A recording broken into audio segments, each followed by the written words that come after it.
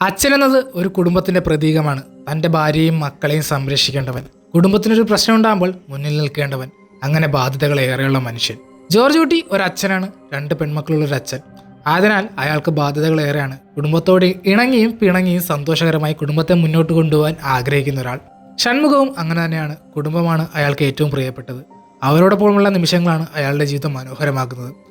ഇനി ഇരുവരുടെയും കുടുംബത്തിലൊരു പ്രശ്നം വന്നു കഴിയുമ്പോൾ ഇരുവരും എങ്ങനെ ആ പ്രശ്നങ്ങളെ നേരിടും എന്ന രീതിയാണ് ഇരുവരെയും വ്യത്യസ്തരാക്കുന്നത്. ഒരു നാൾ ജോർജ് കുട്ടിയുടെ കുടുംബത്തിലേക്ക് ഒരു അതിഥി വരുന്നു. അയാളുടെ കുടുംബബന്ധം ശിഥിലമാക്കാൻ കഴിയുന്ന ഒരു അതിഥി. ആ അതിഥിയെ അയാളുടെ ഭാര്യയും മകളും ചേർന്ന് കൊലപ്പെടുത്തുന്നു. ആ കൊലപാതകത്തിൽ നിന്നും തൻ്റെ കുടുംബത്തെ രക്ഷിക്കണം, അത് മാത്രമാണ് ജോർജ് കുട്ടിയുടെ ലക്ഷ്യം. പക്ഷേ അതിന് അയാളുടെ കയ്യിൽ പണമില്ല, അയാൾക്ക് കൈക്കരുത്തുമില്ല. അയാൾ ഒരു സാധാരണക്കാരനാണ്. തൻ്റെ കുടുംബത്തെ രക്ഷിക്കാൻ അയാൾക്ക് ആകെ കൈമുതലായുള്ളത് സിനിമകളിലൂടെ അയാൾ കണ്ടിട്ടുള്ള കുറച്ച് അറിവുകളാണ്. അങ്ങനെ ആ 4ാം ക്ലാസ്സുകാരൻ തൻ്റെ ബ്രില്യൻസ് കൊണ്ട് ഒരു പ്ലാൻ ഉണ്ടാക്കി തൻ്റെ കുടുംബത്തെ നിയമത്തിൽ നിന്ന് രക്ഷിക്കുന്നു.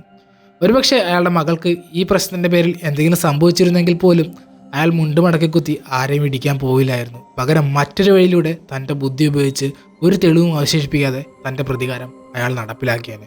കാരണം ജോർജ് കുട്ടി എന്നത് ഒരിക്കലും കൈക്കരുത്തുകൊണ്ട് ജയിക്കാനാവുന്നൊരു മനുഷ്യനല്ല. അയാൾ അയാളുടെ ബുദ്ധി വെച്ച് കളിക്കുന്നൊരു മനുഷ്യനാണ്. പക്ഷേ ഷൺമുഖത്തിലേക്ക് വരുമ്പോൾ കാര്യങ്ങൾ വിപരീതമാണ്. സാധാരണക്കാരിൽ സാധാരണക്കാരനായ മനുഷ്യൻ ചെന്നൈയിൽ നിന്നും പത്തനംതിട്ടയിലെത്തി തൻ്റെ കൊച്ചു കുടുംബത്തിൻ്റെ ഉയർച്ചയും താഴ്ചയും നോക്കിക്കാണുന്ന സംസാരപ്രിയനായ ഒരു ഡ്രൈവർ. അങ്ങനെയാണ് ഷൺമുഖനെ വിശേഷിപ്പിക്കാൻ സാധിക്കുക. ഒരു നാൾ അയാൾക്ക് തൻ്റെ വണ്ടി നഷ്ടമാവുന്നു. തൻ്റെ കുടുംബം കഴിഞ്ഞാൽ അയാൾക്ക് ഏറ്റവും പ്രിയപ്പെട്ടത് അയാളുടെ വണ്ടിയാണ്.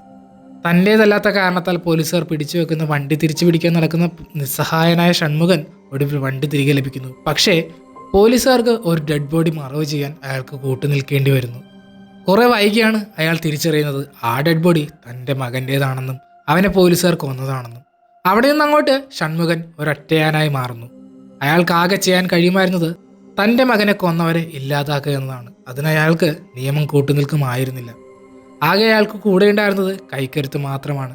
ഒടുവിൽ ആ കൈക്കരുത്ത് ഉപയോഗിച്ച് തൻ്റെ നിയമം അവർക്ക് മേൽ നടപ്പിലാക്കുന്നു.